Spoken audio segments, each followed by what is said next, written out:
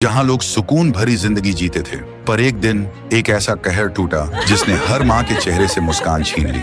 School के बच्चे एक एक करके गायब होने लगे। लोग इतने डर गए थे कि माँ बाप अपने बच्चों को स्कूल छोड़ने और लेने खुद जाने लगे। और इसी गांव में एक छोटी सी फैमिली भी थी, नेहा की फैमिली। नेहा एक मासूम, हमेशा मुस्कुराने वाली लड़की। उस दिन उसका बर्थडे था। गांव के हर एक बच्चे को इनवाइट किया गया था। सब मस्ती कर रहे थे। तभी एक छोटा सा बच्चा आया और बोला, नेहा, बाहर कोई तुम्हें बड़ा सा गिफ्ट देने आया है।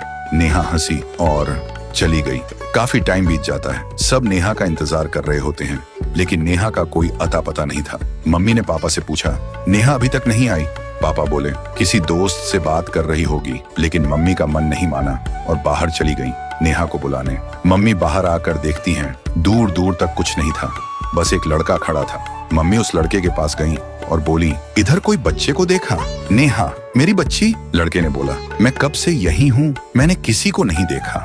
सुनते ही नेहा की माँ जमीन पर गिरकर चीखने लगी। कुछ देर बाद पुलिस आई, तलाश शुरू हुई और आखिरकार एक ब्रिज के नीचे नेहा की लाश मिली। आंखें बंद, चेहरा बेजान, पर दर्द जिंदा था। देखते ही देखते लोग इकट्ठा हो गए, लेकिन किसी को नहीं पता था कि किसने किया। एक साल बीत गया। गांव में एक नई फैमिली आई।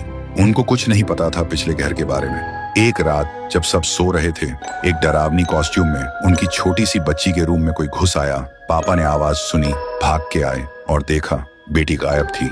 वो घबराते हुए इधर उधर ढूंढने लगे और तभी एक पुराने घर से चिल्लाने की आवाज आई। पापा तुरंत वहां गए और देखा एक डेस्क पर बेटी बेहोश पड़ी थी और उसके सामने एक छुरी लेकर एक कॉस्ट्यूम में इंसान। पापा चिल्लाए, कौन हो तुम? मेरी बेटी को छोड़ो। और उस इंसान ने अपना कॉस्ट्यूम उतारा। पापा ने देखा वह एक औरत है।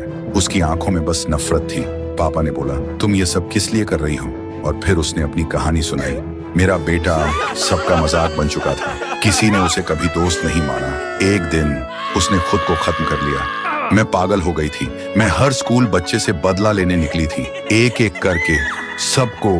पापा ने आंख भर के कहा, तुम्हारा दर्द समझ सकता हूँ, पर ये सब करके तुम्हारा बेटा वापस नहीं आएगा। वो औरत जमीन पर गिर गई, रोने लगी और बोली, मैं इस वक्त से आजाद होना चाहती हूँ। छुरी उसने फेंक दी और छोटी सी बच्ची ने आंख खोली और बोली, पापा। और फिर पापा ने उसे घर ले आए। तो दोस्तों, अगर ये कहानी आपके दिल को छू गई तो कमेंट में आपका दिल जरूर